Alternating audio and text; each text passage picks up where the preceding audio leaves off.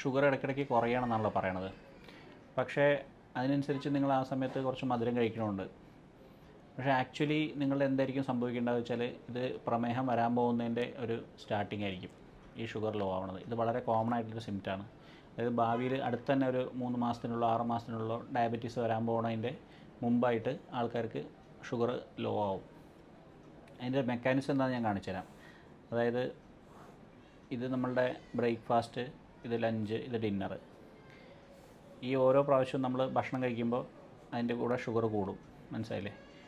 ഇത് breakfast, lunch, dinner. ഇത് ഓരോ പ്രാവശ്യവും ഷുഗർ കൂടുമ്പോൾ അത് കൺട്രോൾ ചെയ്യാൻ വേണ്ടിയിട്ട് നമ്മുടെ പാങ്ക്രിയാസിൽ നിന്ന് ഇൻസുലിൻ വരും. അപ്പോൾ കറക്റ്റ് കറസ്പോണ്ടിങ് ആയിരിക്കണം. ഇവിടെ ഗ്ലൂക്കോസ് കൂടുമ്പോൾ ആ സമയത്ത് ഇൻസുലിൻ വരണം. ഗ്ലൂക്കോസ് കൂടുമ്പോൾ ഇൻസുലിൻ വന്നു.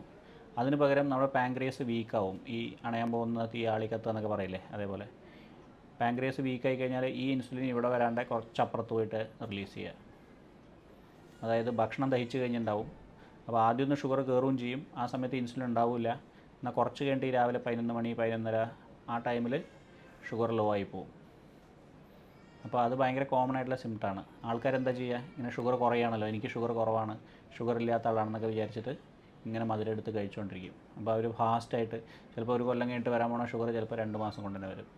അപ്പോൾ നിങ്ങൾ ഇതിൽ വളരെ ശ്രദ്ധിക്കണം. ഇതിന് ചെറിയ പ്രത്യേക ടിപ്സ് ഉണ്ട്.